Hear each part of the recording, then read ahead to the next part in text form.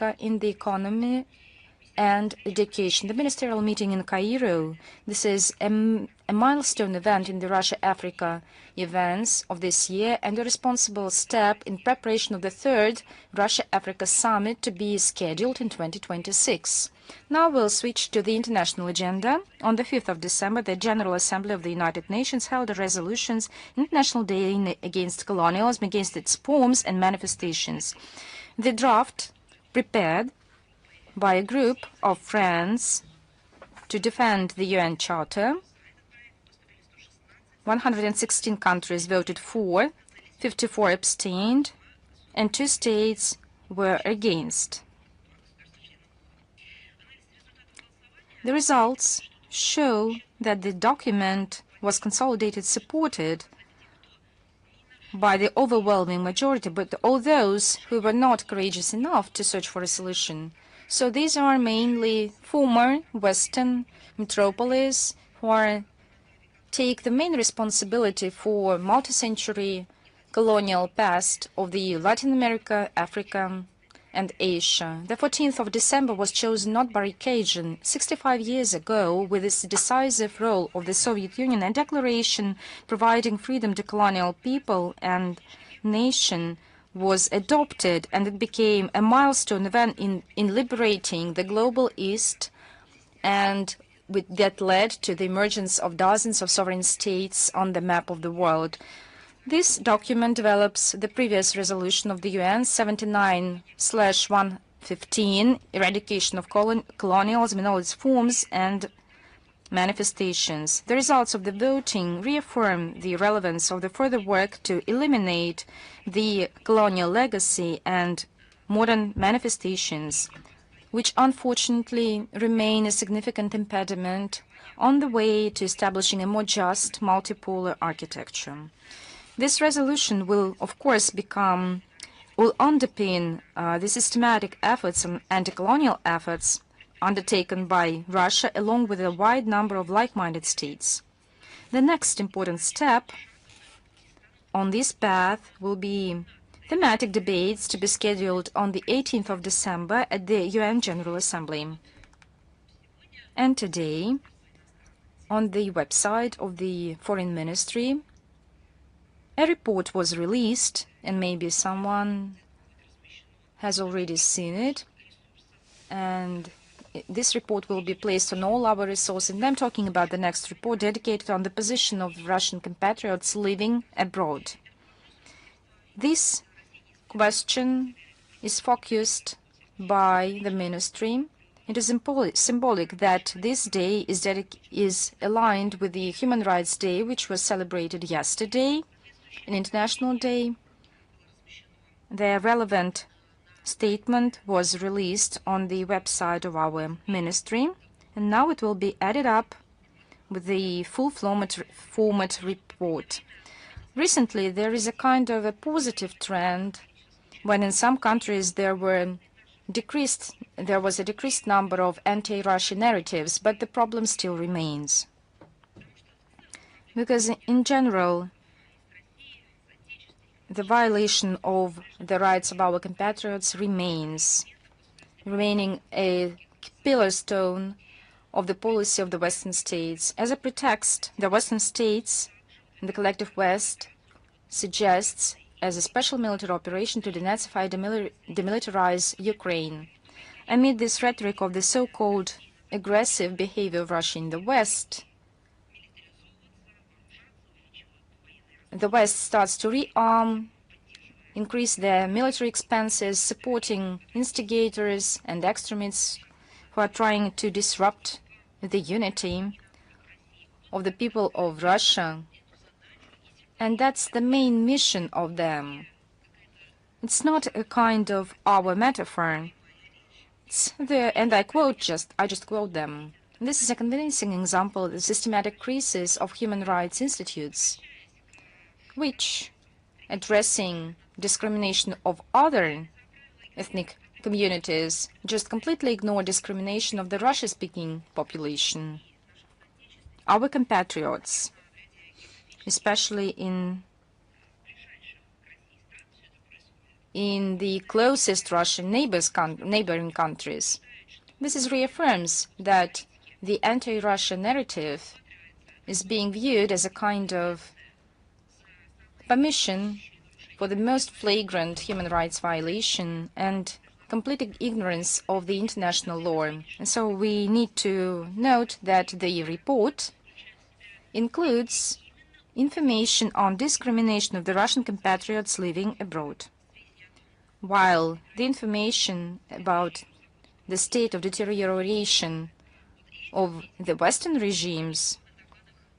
So this information is contained in another report prepared by the Ministry on manifestations of neo-Nazism, released on our website.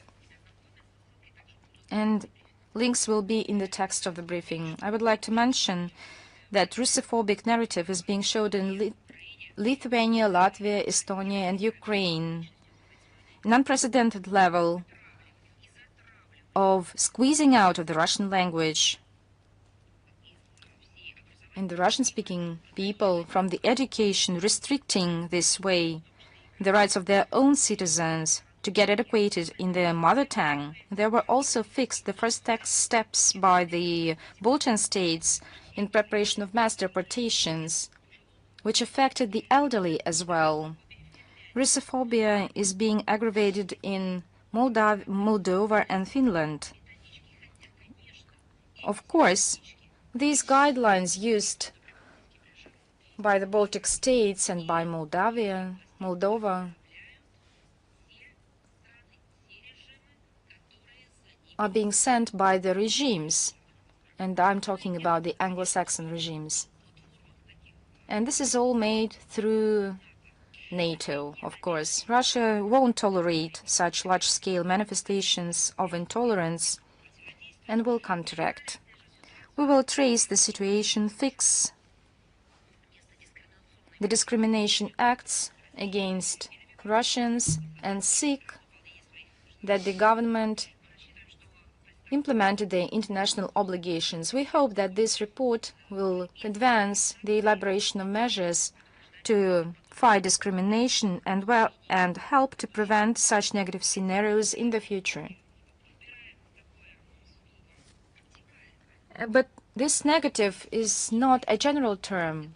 In fact, these statements are intolerable, flagrant manifestations that shame the humankind of the 21st century. And the topic, which today is of concern of many people, is the detention in Poland of the Russian scientist Alexander Butyagin.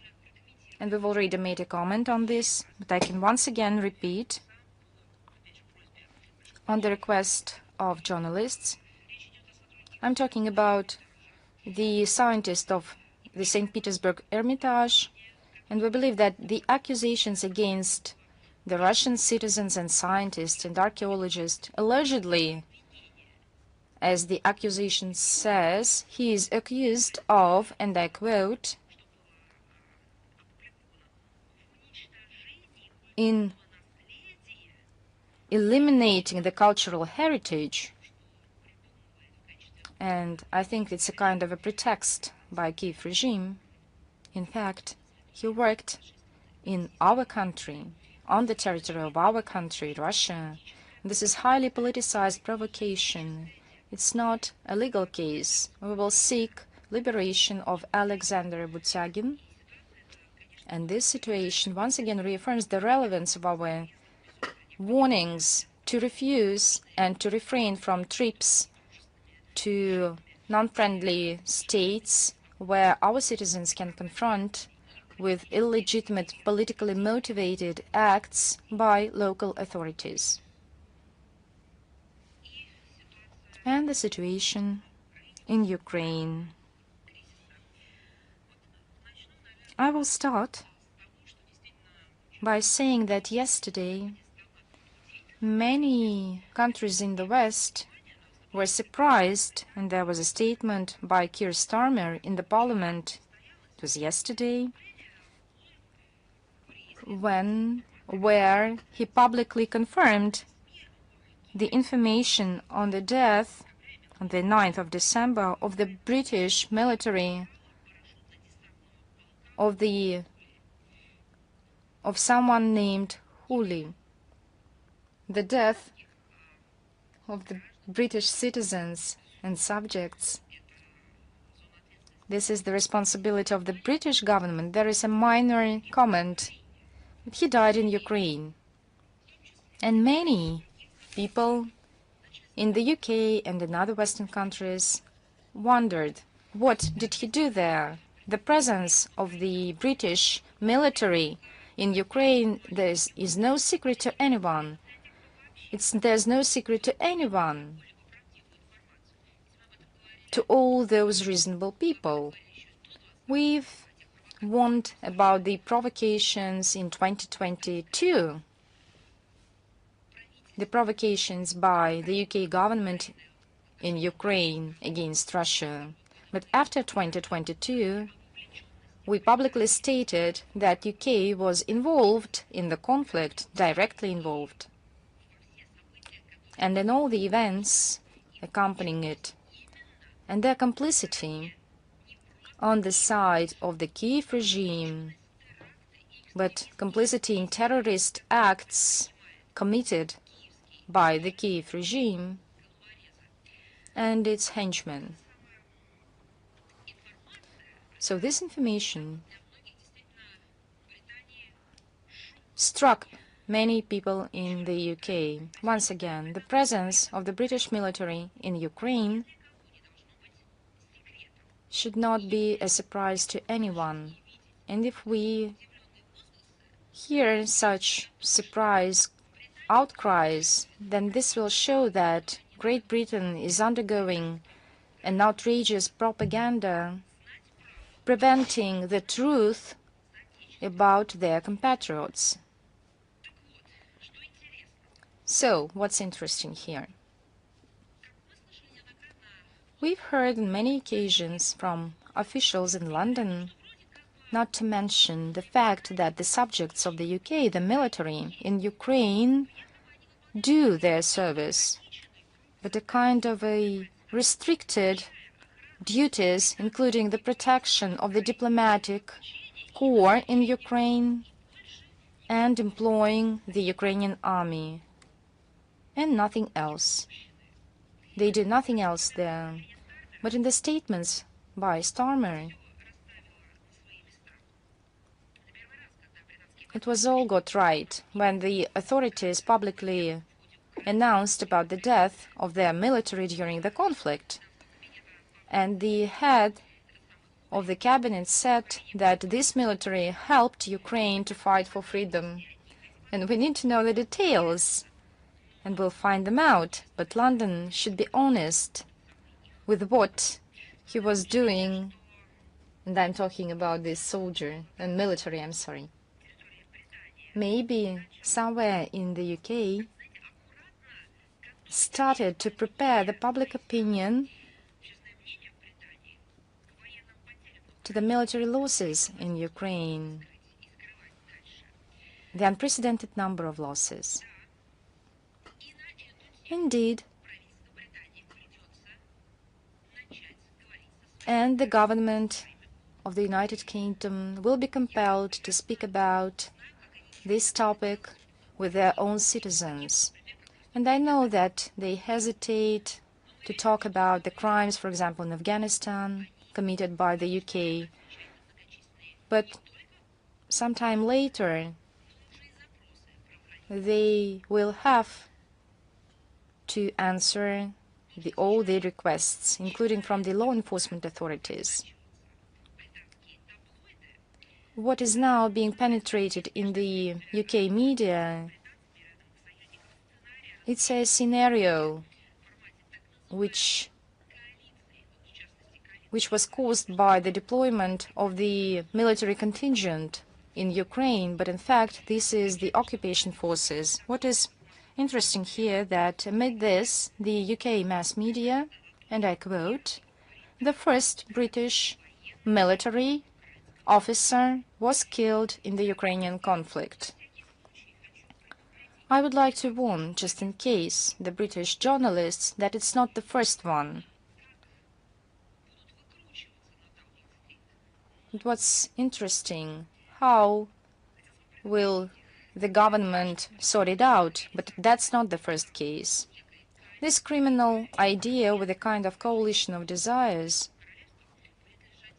the whole responsibility will be put on London. Our position is well known. Any foreign army will be viewed as a legitimate target for the armed forces of the Russian Federation. And let the UK government not lie to its subjects and don't lie about those who are being sent there from the United Kingdom. Those who are sent there, they conduct direct instructions of the UK government in Ukraine. They commit acts of sabotage, terrorist acts, extremist tasks as well. And this is their job. And the mastermind is official London. And now we'll switch to some other aspects. In Ukraine, the Kiev neo-Nazi regime continues to commit war crimes and acts of terrorism against Russia.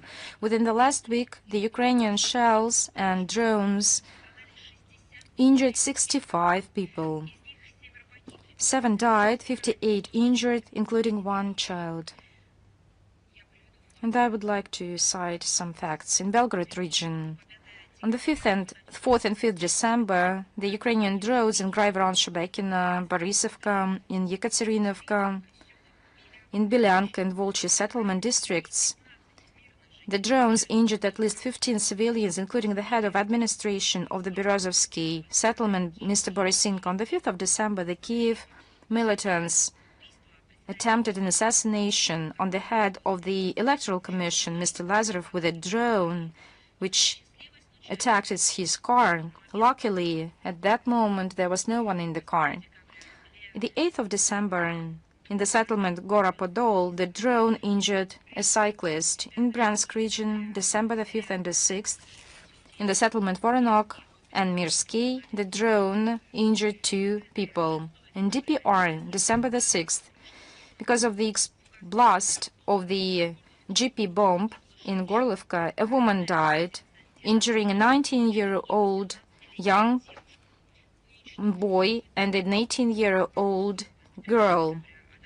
In Zaporizhia region, the 5th of December, the building of the Vasilyevsk hospital and an ambulance machine were destroyed. On the 6th of December, the attacks hit of the Vasilyevsk municipal region and injuring 3 people, damaging grid lines and gas pipeline. And a citizen from Vasilyevka suffered from the attack. LPR, on the 4th of December, the drone attacked the Svatovsk Central Hospital. The building is damaged, no one died, 1 received a blast injury. In Kherson region, in Novaya Mayachka settlement, 2 people died, 2 men, and the elderly woman was injured.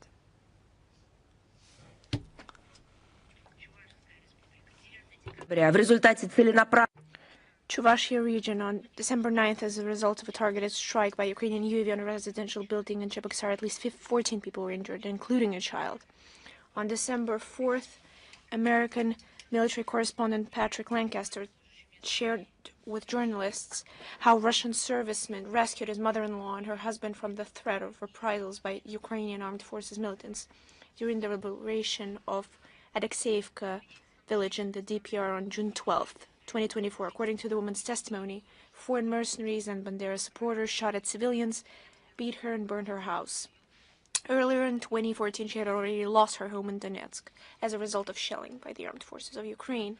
And of course, all these crimes will be punished All the criminals will be punished. Russian law enforcement agencies continue to work to bring Ukrainian war criminals to justice. The Prosecutor General's Office of Russia has approved the indictment of 41 representatives of the political and military leadership of the Kiev regime in the criminal case on the genocide of the population of the DPR and LPR. Among the accused are Arsen Avakov, Andrei Yermak, Vasily Maluk, Petro Poroshenko, Alexander Syrsky, Alexander Turchinov, Denis Shmygal, Arseniy Yatsenyuk, and others. As a result of punitive operations carried out in Donbass on the orders of these individuals, since 2014, nearly 5,000 civilians have been killed, 18,500 people have been injured, and more than 13,500 people have been wounded. 1,275 of those are minors. Partially or completely, they've destroyed more than 153,000 civil infrastructure facilities, including approximately 138,000 residential buildings, 1,565 educational and 847 medical organizations and institutions, 1,403 social facilities, manufacturing commercial enterprises, at least 11,500 life support and public utility facilities, 505 cultural institutions and sport facilities, 205 religious buildings. The accused have been placed on an international wanted list for war crimes in the Kursk region. Captured Ukrainian armed forces militants Alexander Zherebno and Artem Chibisov have been sentenced to long terms of imprisonment, 16 years each. 22 years in prison were given as a sentence to Sebastian Zaykin and Valery Yermenko, who shot 2 civilians in Mariupol in March 2022. And they're doing all of this for someone's money, using someone else's arms in their own hands. On December the 3rd, during a meeting in Brussels of the foreign ministers of NATO countries, Norwegian Foreign Minister Espen Barth Eide announced the allocation, jointly with Germany, Poland, and the Netherlands, of 2 additional aid packages to the Kiev regime, totaling $500 million as part of the alliance's so-called List of Ukraine's Priority Needs initiative. And what's most amusing, just look at the bankruptcy cases in Germany. Isn't that money more needed by the Germans in order to continue to live, to develop, and ensure their security, and so on? No. This money has been ordered to be given to Bankova, 2 new bloody corrupted schemes. One will be stolen, and the lesser part will be used to continue to kill Ukrainian civilians. Taking into account the 2 previous tranches totaling $835 million, under this mechanism, Norway has become the leading sponsor of the war.